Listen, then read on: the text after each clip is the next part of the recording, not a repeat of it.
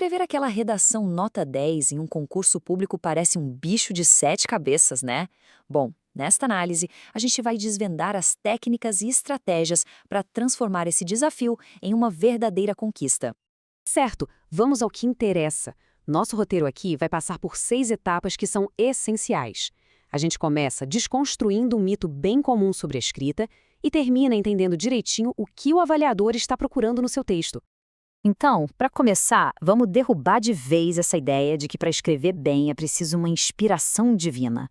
Pois é, muita gente ainda acha que escrever bem é um dom, sabe? Ou a pessoa nasce sabendo ou não tem jeito.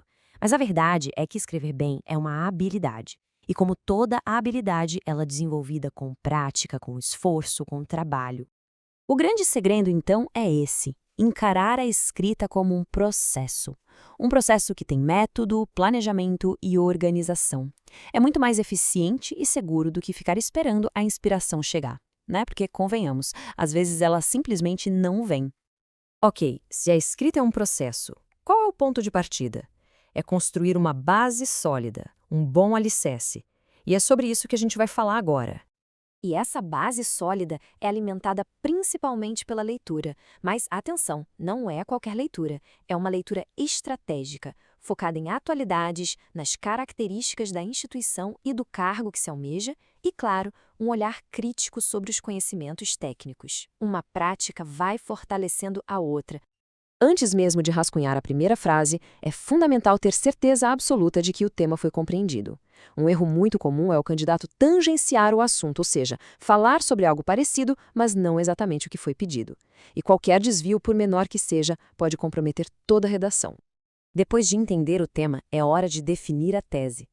Pense na tese como a espinha dorsal do seu texto.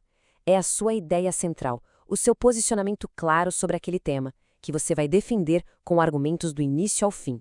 Com o tema e a tese definidos, já temos os alicerces. Agora é hora de erguer a estrutura, de montar o esqueleto do texto.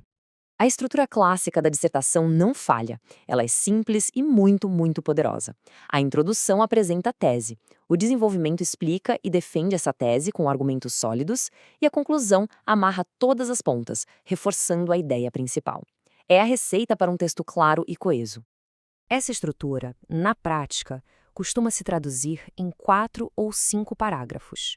Isso garante um texto equilibrado, bem distribuído, sem uma parte muito longa ou outra curta demais. Agora, vamos falar de um assunto muito importante: as armadilhas. Aquelas cascas de banana que podem sabotar um texto que tinha tudo para ser ótimo. A primeira regra aqui é impessoalidade. O texto dissertativo exige distanciamento.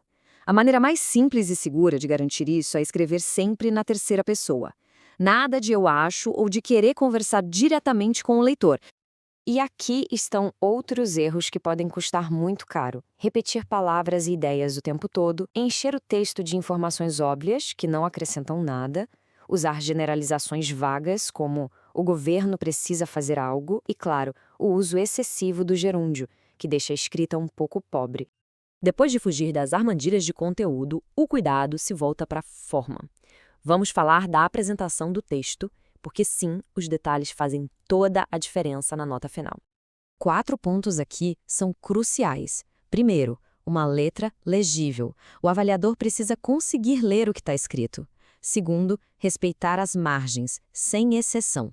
Terceiro, indicar o início dos parágrafos com um recuo claro.